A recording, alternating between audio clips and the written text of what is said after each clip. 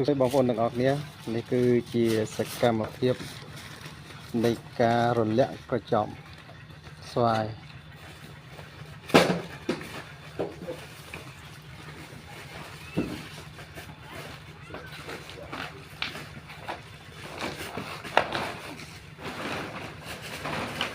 នឹងយើងមុននឹងជ្រើស្វាយយើងត្រូវរលាក់ក្រចប់ហើយបន្ទាប់មកបានយើងជ្រើយកតាមប្រភេទស្វាយ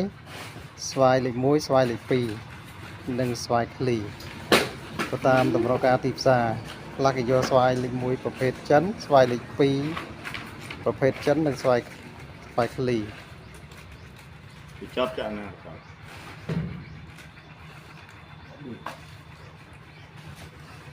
ចង់ឲ្យស្លាញ់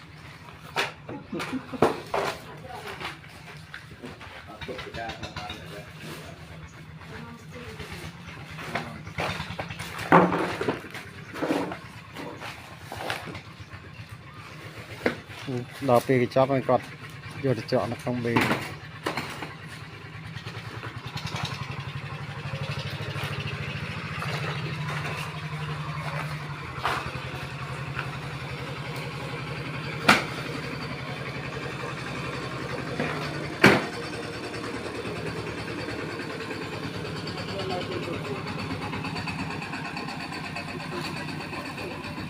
គួរយន្តចូល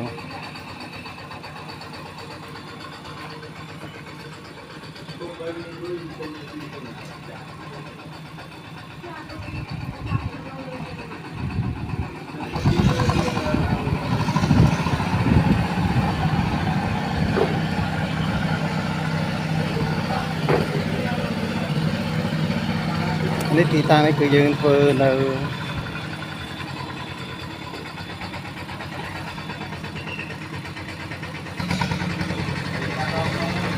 ភូមិសោម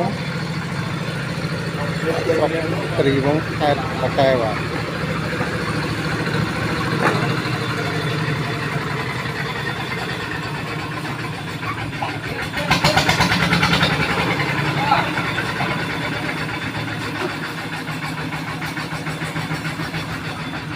សូមអរគុណបងប្អូនដែលស្រឡាញ់ចូលចិត្តនៅក្នុងវិស័យការធ្វើស្វាយកែរមៀតផងបង